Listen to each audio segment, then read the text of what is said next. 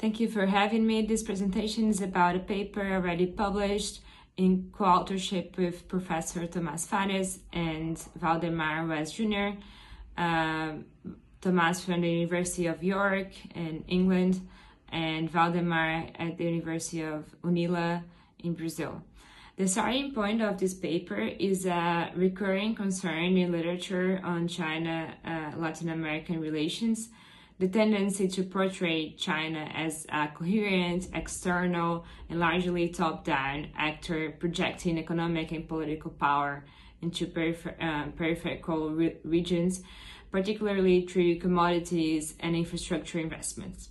While this literature has produced important insights, we argue that it often overlooks how these investments are negotiated, mediated, politicized within domestic institutional context. Our objective, therefore, is to repoliticize the analysis of Chinese investments in Brazil's agri-food sector, showing that they are not merely economic processes, but deeply political, territorially embedded, and institutionally mediated. We draw on three main strains of literature for this work. First is food regime theory, understanding that China is an actor that reproduces a lot of the logic of the food regime corporate phases. Second, we look at the literature on relational state capitalism, showing that state capitalism operates through institutional mediation rather than something more unilateral on the China side. And finally, we look at how infrastructure and technical power play a role in agri-food systems. So we have two main research questions and two main arguments for this paper. The first one is how are Chinese state-led investments in agriculture and infrastructure reshaping Brazil's position within the global food regime. We understand that Chinese firms reproduce core features of the corporate food regime, such as vertical integration and commodity specialization, while deepening export dependency through infrastructure-led strategies. Second, we have a second research question, which is under what conditions do these investments become politicized within Brazilian institutions? To this question, we understand that as Chinese engagement shifts from mergers and acquisitions to large-scale greenfield infrastructure projects, infrastructure becomes increasingly politicized due to regulatory requirements, licensing processes, and multi-level state negotiations. To look at those questions, we use a case study approach focusing on Chinese investments in Brazil, agri-food and infrastructure sectors, mainly infrastructure sectors related to agri-food systems. We also collected data from policy documents, corporate reports, and official agreements, as well as media analysis and secondary data. And finally, we did around 20 interviews with policymakers, representatives of Chinese firms such as COFCO, as well as civil society actors.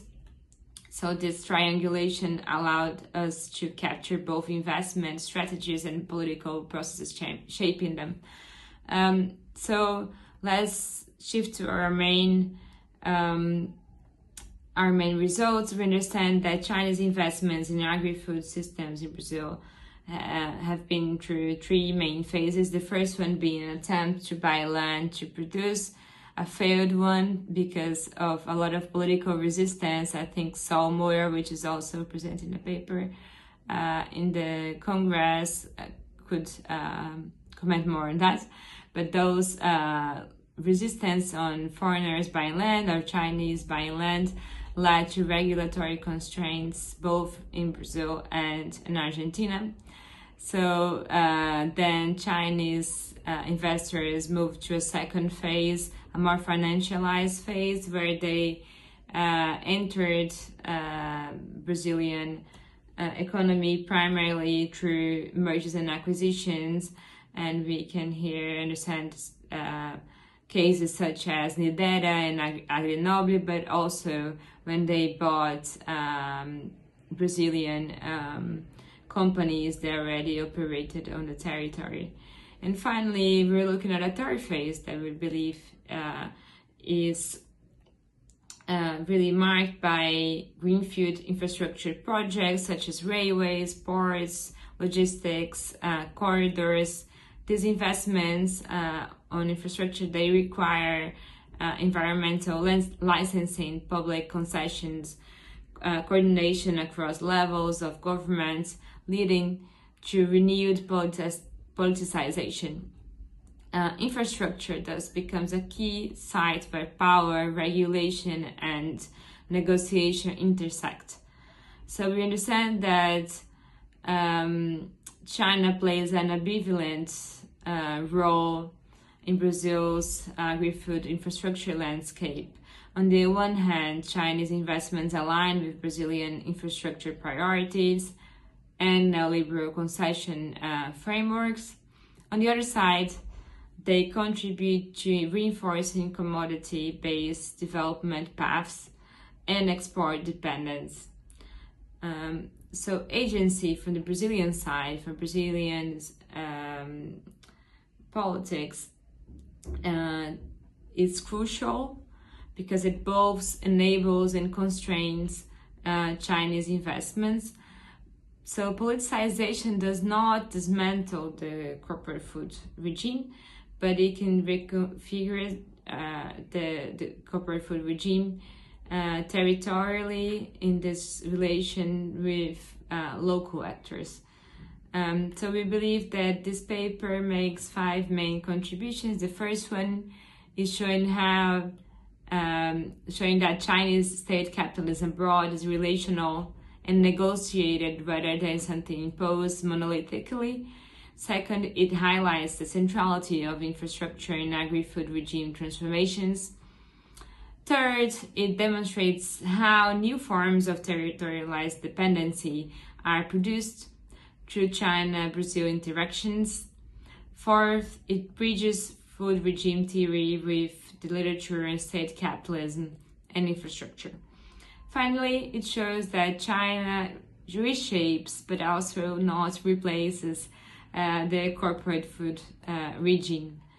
Thank you very much for having me. I look forward to your comments and questions.